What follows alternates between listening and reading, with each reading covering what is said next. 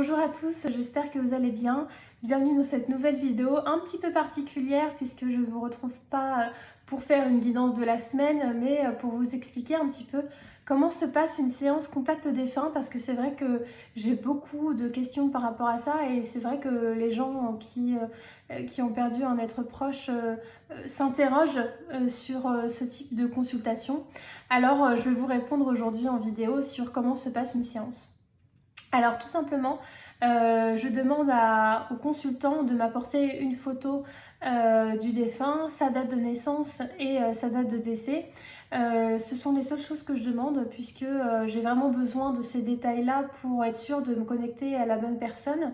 Je demande ensuite au défunt de se présenter.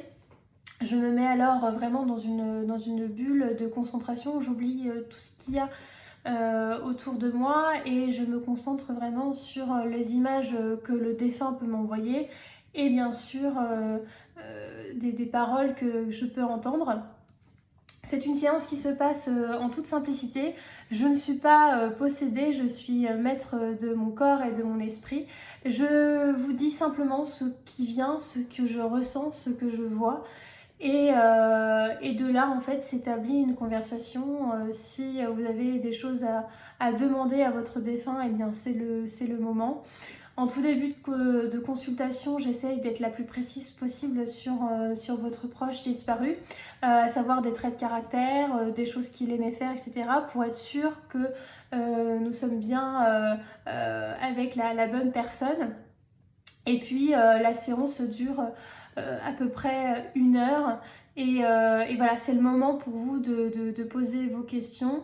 Alors je sais que ça peut en intriguer certains, c'est quelque chose de très particulier de pouvoir communiquer avec l'au-delà.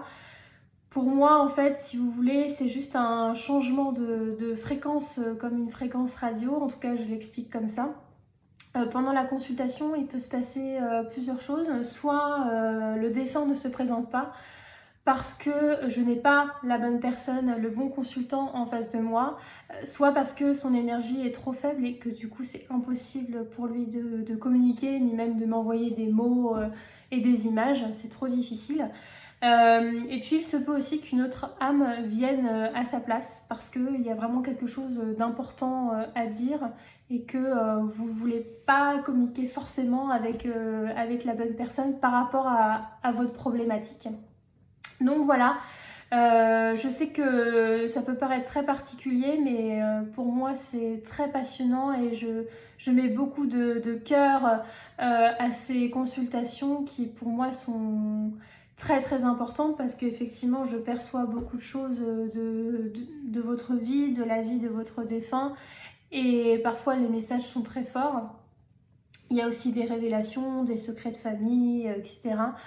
Donc pour moi c'est des consultations vraiment qui sont très très passionnantes. Donc voilà, je voulais vraiment vous parler de ce type de consultation puisque finalement ça fait que très peu de temps que je les ai ouvertes et j'en ai de plus en plus.